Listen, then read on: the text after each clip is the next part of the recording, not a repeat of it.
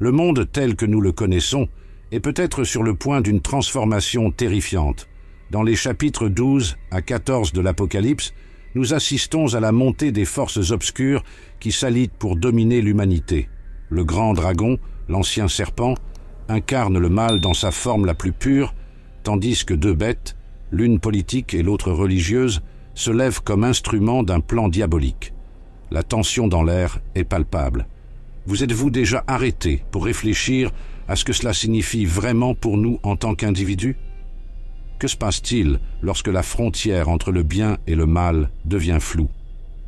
Le grand dragon, ce vieux serpent, appelé le diable et Satan qui séduit le monde entier, a été précipité sur la terre, et ses anges ont été chassés avec lui. Révélation 12:9. Ce ne sont pas de simples personnages dans un récit lointain. Ils représentent de véritables défis auxquels l'Église sera confrontée. La société étant sous le contrôle de puissances démoniaques, la bataille spirituelle s'intensifie. L'Antéchrist, l'homme du péché, émerge comme un leader charismatique, promettant des solutions mais cachant un mauvais dessein. En même temps, le faux prophète manipule la foi, dirigeant l'adoration vers ses forces obscures. Et je vis une de ses têtes comme une blessure mortelle, et sa blessure mortelle fut guérie, et toute la terre s'émerveilla après la bête. Révélation 13:3. Au fur et à mesure que l'histoire se déroule, vous sentez-vous prêt à faire face à cette réalité? La vérité est que, au milieu du chaos, la victoire est déjà assurée pour ceux qui tiennent bon. Et tous les habitants de la terre l'ont adoré, ceux dont les noms ne sont pas écrits dans le livre de vie de l'agneau, qui a été immolé dès la fondation du monde. Révélation 13:8. Quand je regarde la figure du grand dragon, je ne peux m'empêcher de penser à son origine angélique. C'est fascinant et effrayant à la fois. Cet être, qui habitait autrefois les cieux, est devenu l'incarnation du mal. Sa chute n'est pas seulement une histoire de défaite, mais un rappel que même les êtres les plus puissants peuvent être corrompus. Je me demande, que se serait-il passé s'il avait choisi le chemin de la lumière au lieu des ténèbres? Cette bataille spirituelle qui se déroule entre le bien et le mal est en fait le reflet de nos propres luttes intérieures. Le grand dragon, ce vieux serpent, appelé le diable et Satan, qui séduit le monde entier, a été précipité sur la terre, et ses anges ont été chassés avec lui. Révélation 12:9. La chute du dragon symbolise une rupture cosmique qui se répercute encore aujourd'hui. Ce n'est pas seulement un récit ancien, c'est une réalité qui influence nos vies. Le dragon représente non seulement la rébellion, mais aussi la tromperie. Il séduit et manipule, cherchant à égarer l'humanité. C'est un adversaire rusé, toujours à la recherche de moyens d'infiltrer nos vies, nos pensées et nos décisions encore plus intimes. Et le grand dragon a été chassé, le vieux serpent qui s'appelle le diable, et Satan qui séduit le monde entier. Il a été jeté sur la terre, et ses anges ont été jetés avec lui. Apocalypse 12:9, la bataille spirituelle n'est pas quelque chose de loin, c'est un combat que nous menons tous les jours. Je me surprends souvent à me demander si je suis influencé par ce dragon, si je tombe dans ses pièges. Cette dualité entre ce que c'est bien et ce qui ne va pas est une constante dans notre voyage. Le dragon n'apparaît pas avec des cornes et une queue, il se déguise en subtilité dans des désirs et des tentations qui semblent inoffensifs. Veille, car ton adversaire est le diable qui se promène comme un lion rugissant, cherchant qui il peut dévorer.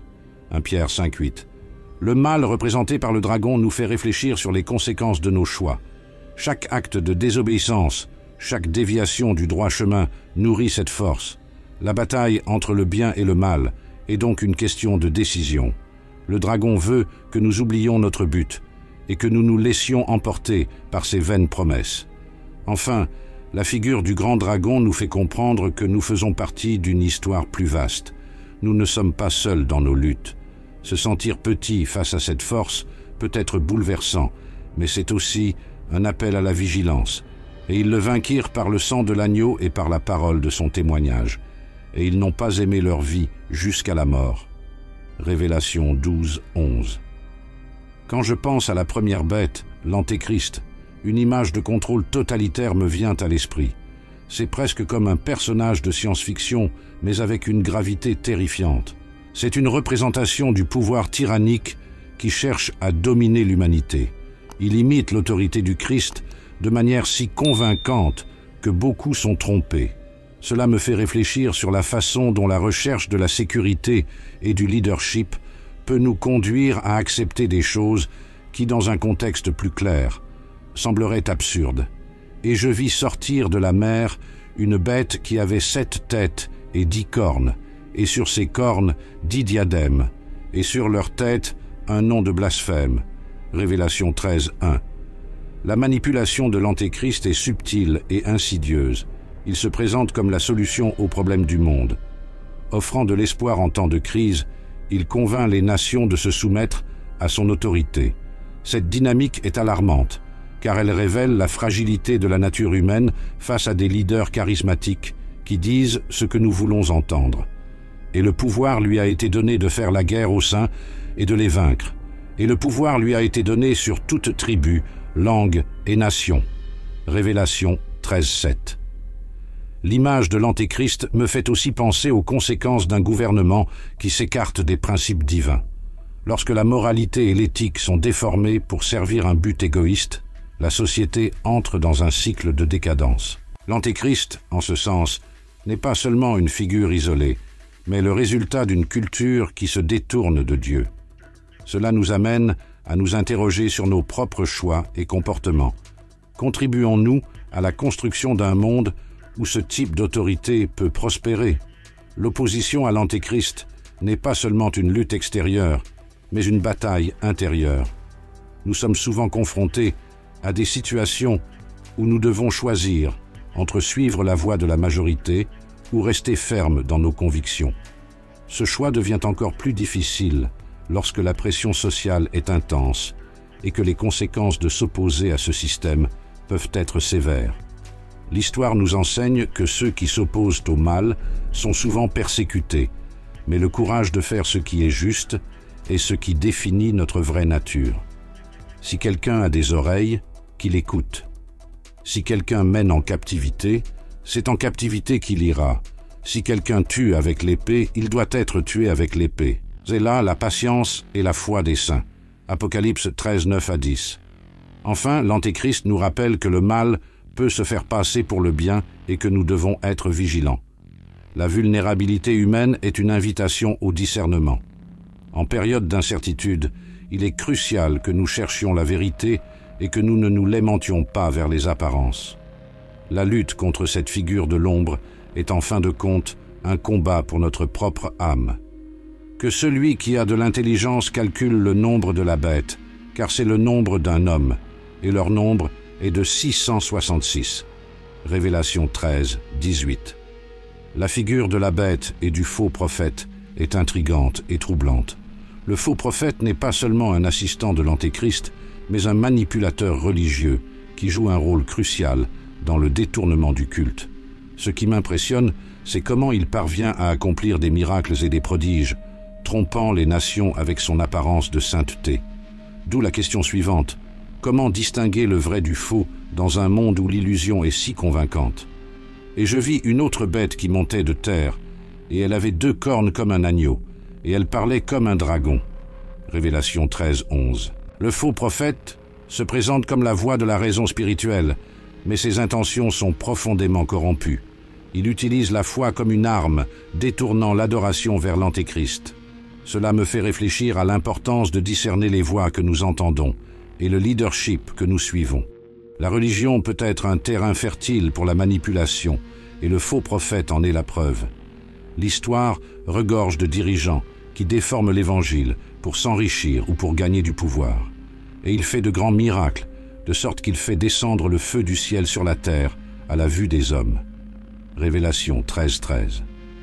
Les miracles que le faux prophète accomplit sont un élément central de sa tromperie. Il crée un spectacle qui impressionne et convainc, amenant beaucoup de gens à croire que son message est divin. Cela me fait réfléchir sur notre tendance à rechercher des expériences émotionnelles plutôt que la vérité. La foi ne doit pas être basée sur des signes et des prodiges, mais sur la parole de Dieu. Le défi est de tenir bon et de ne pas se laisser emporter par une foi superficielle qui peut être facilement manipulée. et il séduit les habitants de la terre par des miracles qu'il lui était permis de faire en présence de la bête, disant aux habitants de la terre de faire une image à la bête qui avait reçu la blessure de l'épée et qui avait vécu. Révélation 13-14. L'adoration dirigée contre l'Antéchrist, facilitée par le faux prophète, est un avertissement sur la fragilité de la foi humaine. La pression sociale et la recherche de l'acceptation peuvent nous conduire à des engagements que nous n'aurions jamais imaginés. Ce qui est encore plus alarmant, c'est que beaucoup ne se rendent peut-être pas compte qu'ils adorent quelque chose qui n'est pas de Dieu. Cet aveuglement spirituel est l'un des plus grands dangers auxquels nous sommes confrontés. Nous devons toujours être à la recherche de la vérité et de la sagesse pour ne pas nous laisser tromper par les apparences. Enfin, la présence du faux prophète nous rappelle que le combat spirituel est réel et en mouvement constant. Nous devons être vigilants et prêts à discerner entre les voies qui nous entourent. La lutte contre la manipulation religieuse est une partie essentielle de notre cheminement de foi. Le vrai culte doit être dirigé vers Dieu, et non vers de fausses idoles qui peuvent se présenter sous la forme de leaders charismatiques et de messages séduisants. Et il lui fut donné de l'esprit à l'image de la bête, afin que l'image de la bête parle aussi, et qu'il fasse mettre à mort tous ceux qui n'adoraient pas l'image de la bête. Révélation 13-15. Quand je regarde l'alliance entre le dragon, la première bête, et la deuxième bête, je ne peux m'empêcher de remarquer à quel point cette union est une parodie de la divine Trinité. C'est comme si le mal essayait d'imiter ce qui est pur et sacré, mais avec des intentions complètement déformées. Cette Trinité impie est une stratégie astucieuse, une tentative de tromper les gens et de déformer la vérité en créant des figures qui ressemblent au Père, au Fils et au Saint-Esprit. Et tous les habitants de la terre l'adoraient, ceux dont les noms ne sont pas écrits dans le livre de vie de l'agneau, qui a été immolé dès la fondation du monde. Révélation 13-8. Et enfin, cette alliance est un appel au discernement. Le dragon, en tant que chef d'orchestre maléfique, orchestre cette union, il représente l'origine du mal, et sa présence est un rappel constant que la bataille spirituelle est en cours, tandis que la première bête, l'Antéchrist, plane au-dessus de la politique, exerçant un pouvoir absolu qui se déguise en bienveillance. Pendant ce temps, la deuxième bête, le faux prophète, agit comme un chef religieux qui utilise les miracles et les prodiges pour renforcer l'autorité de la première bête. C'est un cercle vicieux de manipulation et le contrôle qui se nourrit de l'ignorance et de la foi mal dirigée des gens et qui a été donné pour donner de l'esprit à l'image de la bête, afin que l'image de la bête parle aussi et provoque la mort de tous ceux qui n'adoraient pas l'image de la bête. Il est intéressant de penser comment cette Trinité profane utilise des symboles et des rituels qui imitent les pratiques chrétiennes, mais avec un objectif complètement opposé. Il crée un faux sens de la sécurité et l'unité entre les peuples qui, à la recherche d'une vérité, finissent par tomber dans un abîme de mensonges. Cette imitation grotesque de la divine Trinité est l'un des plus grands pièges que le mal puisse créer, car non seulement il détourne l'adoration authentique, mais il conduit également les âmes dans un état de désespoir et de confusion, et fait en sorte que tous les petits, les grands et les grands, les riches et les pauvres, les libres et les liens, soient mis une marque sur leur main droite ou sur leur front. Apocalypse 13-16. La dynamique entre ces trois entités est sans aucun doute une représentation de la corruption et de la tromperie, qui devrait être un reflet de l'amour et de la communion, se transforme en une alliance d'oppression et de contrôle des personnes qui se laissent emporter par cette Trinité impie. Ils n'ont aucune idée de ce qui est en jeu.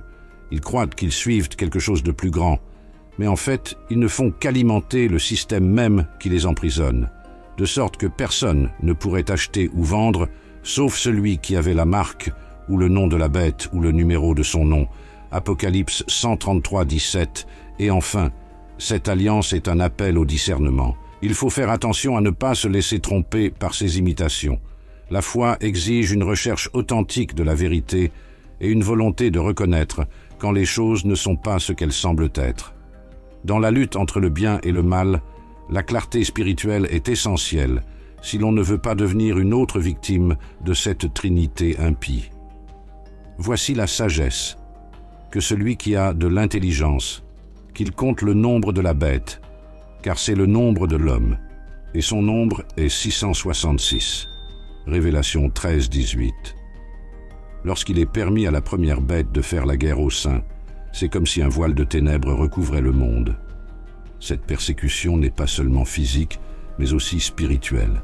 Ce que nous voyons, c'est une oppression systématique de la foi, une tentative de faire taire les voix qui s'élèvent encore dans l'adoration du vrai Dieu. La résistance de l'Église, dans ce contexte, devient une lumière au milieu des ténèbres, mais aussi une cible pour les forces du mal.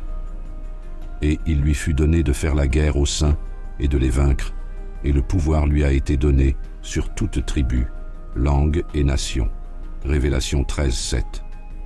La douleur et la souffrance des saints sont palpables, et l'histoire regorge d'exemples de la façon dont ceux qui osent professer leur foi font face à de graves conséquences. Cette guerre n'est pas seulement une guerre de force, mais un combat pour l'âme de l'humanité. Les saints, en tenant bon, deviennent des témoins vivants de la vérité, dans un monde qui tente de l'effacer. Chaque acte de foi, chaque prière, est une déclaration de guerre contre l'oppression qui tente de les dominer. Si quelqu'un a des oreilles, qu'il écoute. Si quelqu'un le conduit en captivité, il ira en captivité. Si quelqu'un tue avec l'épée, il doit être tué avec l'épée. C'est là la patience et la foi des saints. Apocalypse 13, 9 à 10. Il est curieux de noter comment, même au milieu de la persécution, de nombreux saints trouvent la force et le courage de continuer à lutter. La résistance n'est pas seulement une question de survie, mais d'un engagement profond envers la vérité et la justice. Ces personnes deviennent des lueurs d'espoir, inspirant les autres à se lever et à affronter la tempête. La persécution, bien que douloureuse, sert aussi à unir et à renforcer l'Église en la rendant plus résiliente. Voici la patience des saints, voici ceux qui gardent les commandements de Dieu et la foi de Jésus. Révélation 14, 12. D'autre part, l'oppression à laquelle les saints sont confrontés révèle la vraie nature du système maléfique. Il essaie de créer un climat de peur et de désespoir, mais ironiquement, cela ne fait que renforcer la détermination des fidèles. Tout au long de l'histoire, nous avons appris que l'endurance peut porter ses fruits, même dans les conditions les plus difficiles. Les saints, en s'unissant dans la prière et dans l'action, deviennent une force puissante contre la tyrannie de la première bête. Et je regardais, et voici, un agneau qui était sur la montagne de Sion, et avec lui 144 000 qui avaient écrit le nom de leur Père sur leur front. Révélation 14, 1. Ainsi, la persécution des saints n'est pas seulement un chapitre sombre de l'histoire, mais aussi une occasion de témoigner de la foi dans sa forme la plus pure. L'oppression peut essayer de faire taire les voix de la vérité, mais la résilience des saints résonne à travers les générations. Il nous rappelle que même dans les heures les plus sombres, la lumière de la foi peut briller de mille feux, défier les ténèbres et apporter de l'espoir au monde. Et j'entendis une voix du ciel, comme la voix des grandes eaux, et comme la voix du grand tonnerre, et j'ai entendu la voix des harpes qui jouaient avec leurs harpes. Apocalypse 14, 2.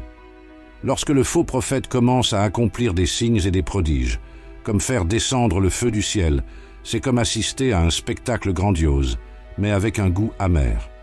La capacité de tromper les nations par des miracles est l'une des plus grandes astuces de l'ennemi, car elle transforme la foi en spectacle. Beaucoup de gens, à la recherche d'expériences surnaturelles, finissent par se laisser emporter par cette supercherie, croyant que tout ce qui brille est or. Et il fait de grands miracles, de sorte qu'il fait descendre le feu du ciel sur la terre à la vue des hommes. Révélation 13, 13. Ces signes et prodiges servent de distraction. Alors que les gens sont dans la crainte des miracles, le véritable but du faux prophète se cache dans l'ombre. Il utilise ces manifestations pour consolider le culte de la première bête, détournant l'attention du vrai Dieu. C'est une stratégie astucieuse qui transforme la foi authentique en quelque chose de superficiel, basé sur des expériences, plutôt que sur une relation profonde. Et il séduit les habitants de la terre par des miracles qu'il lui était permis de faire en présence de la bête, disant aux habitants de la terre de faire une image à la bête, qui avait reçu la blessure de l'épée et qui avait vécu. Révélation 13, 14. Le plus inquiétant, c'est que ces panneaux ne sont pas de simples artifices, mais ont un réel impact sur la vie des gens. Quand quelqu'un voit un miracle se produire, il a tendance à croire qu'il vient de Dieu. Cette illusion est dangereuse, car elle conduit beaucoup de gens à se détourner de la vérité. Ce qui devrait être un moment d'adoration se transforme en un culte de la personnalité du faux prophète et de la première bête, créant une dynamique d'idolâtrie. Et il lui fut donné de donner de l'esprit à l'image de la bête, afin que l'image de la bête parle aussi, et qu'il fasse mettre à mort tous ceux qui n'adorèrent pas l'image de la bête.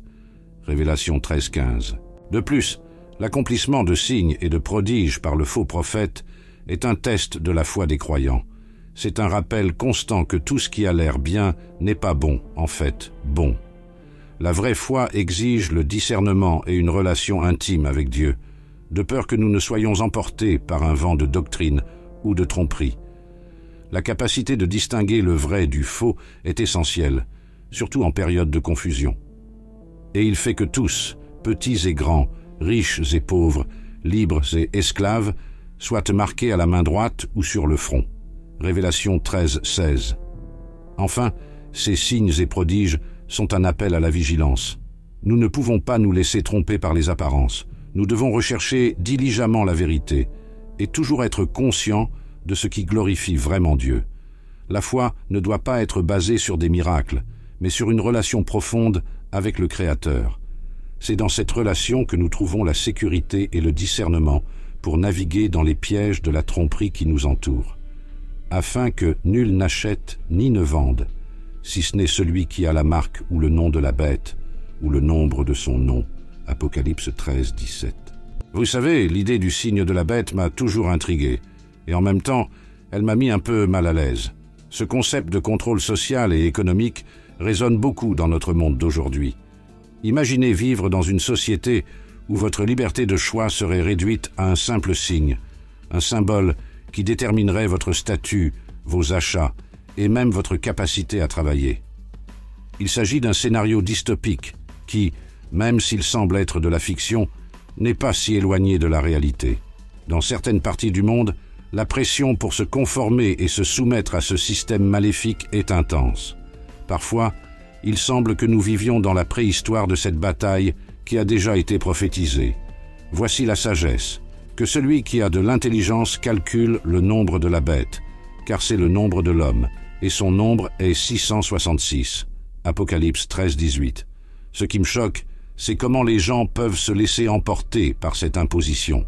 L'urgence d'avoir un emploi ou d'assurer une sécurité financière peut amener beaucoup à accepter ce signe sans poser de questions. Le plus triste, c'est qu'en faisant cela, ces gens renoncent en fait à leur loyauté envers Dieu. C'est un choix entre le monde et la foi, entre la survie matérielle et la survie spirituelle. Parfois, il semble que nous soyons tous dans une grande épreuve, où chacun doit décider de quel côté il se trouve. Ce choix, bien qu'il semble simple, peut avoir des conséquences éternelles. Si quelqu'un adore la bête et son image, et reçoit sa marque sur le front ou sur la main, il boira aussi du vin de la colère de Dieu, qui a été versé sans mélange dans la coupe de sa colère, et il sera tourmenté par le feu et le soufre devant les saints anges et devant l'agneau. Apocalypse 14, 9 à 10. De plus, la façon dont ce signal est présenté peut être séduisante. Je me souviens avoir lu comment l'Antéchrist et son système essayaient de séduire les gens avec des promesses de sécurité et de prospérité. C'est comme s'il disait « Accepte cela, et ta vie sera meilleure ». Au milieu de la confusion et de la peur, beaucoup finissent par céder. La manipulation est subtile mais efficace. Après tout, qui ne veut pas d'une vie confortable?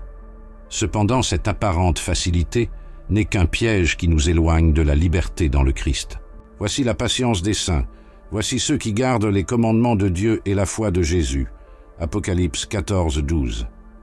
Nous ne devons pas oublier que la résistance à ce signal n'est pas seulement une lutte individuelle, mais une lutte collective. L'Église, en tant que corps, a besoin de s'unir et de se renforcer pour faire face à cette pression. Chaque membre a un rôle à jouer, qu'il s'agisse de prier, d'évangéliser ou simplement d'être un exemple de foi. L'histoire nous enseigne que de nombreux saints ont été persécutés et opprimés, mais qu'ils ont maintenu leur intégrité face aux défis. Ainsi, il est essentiel que nous nous soutenions les uns les autres afin que, ensemble, nous puissions résister à cette tentation. Enfin, le message est clair, le choix est entre la loyauté envers Dieu et la soumission à un système corrompu. La marque de la bête peut sembler être un raccourci vers la sécurité, mais comme nous l'avons appris, ce chemin mène à la ruine spirituelle. Nous devons être vigilants et vigilants, sachant que notre véritable citoyenneté est au ciel et que nous sommes appelés à vivre selon les principes divins, quelles que soient les pressions extérieures. Et je regardais, et voici, un agneau debout sur la montagne de Sion, et avec lui 144 000 qui avaient écrit le nom de leur Père sur leur front. Apocalypse 14, 1. Quand je pense à la victoire des saints, je ressens un mélange d'espérance et de renouveau. La promesse que, même face à l'oppression et à la persécution, les saints triomphent par le sang de l'agneau est l'une des vérités les plus réconfortantes que nous connaissons. C'est comme si, même au milieu des difficultés et de l'apparente victoire temporaire de la bête, il y avait un fil de lumière qui nous guide. Cette victoire n'est pas seulement un concept lointain, mais une réalité qui nous fortifie dans chaque bataille que nous affrontons. Et ils l'ont vaincu par le sang de l'agneau et par la parole de son témoignage, et ils n'ont pas aimé leur vie jusqu'à la mort. Apocalypse 12, 11. Ce qui m'impressionne, c'est que cette victoire n'est pas basée sur des réalisations humaines, mais sur le sacrifice du Christ. Il a déjà vaincu la mort, et cette victoire nous est assurée par sa grâce. Ainsi, lorsque nous regardons la persécution et les difficultés, nous pouvons nous rappeler que nous ne sommes pas seuls. Il y a une grande nuée de témoins qui veillent sur nous, et l'histoire de l'Église est remplie d'exemples de foi inébranlables. Ces saints, qui ont affronté le martyre et la tribulation, nous inspirent à continuer à tenir bon, sachant que la victoire a déjà été remportée. Et je vis comme une mer de verre mêlée de feu, et aussi ceux qui étaient victorieux sur la bête, et sur son image, et sur sa marque, et sur le nombre de son nom. Ils se tenaient près de la mer de verre, et avaient les harpes de Dieu. Apocalypse 15, 2. Ce qu'il y a de plus intéressant, c'est que cette victoire est une invitation à la résistance active. Nous ne pouvons pas rester passifs face à l'oppression. Nous devons nous lever et proclamer notre foi, même si cela signifie faire face aux conséquences. La force que nous trouvons dans le sang de l'agneau est la même force qui nous permet de lutter contre les injustices et l'oppression que nous voyons autour de nous. C'est cet esprit combatif qui nous unit en tant que corps, fortifiant l'Église dans les moments difficiles. Et ils chantèrent le cantique de Moïse, serviteur de Dieu, et le cantique de l'agneau, en disant « Tes œuvres sont grandes et merveilleuses, Seigneur Dieu Tout-Puissant. Tes voies sont justes et vraies, ô Roi des saints. » Apocalypse 15, 3.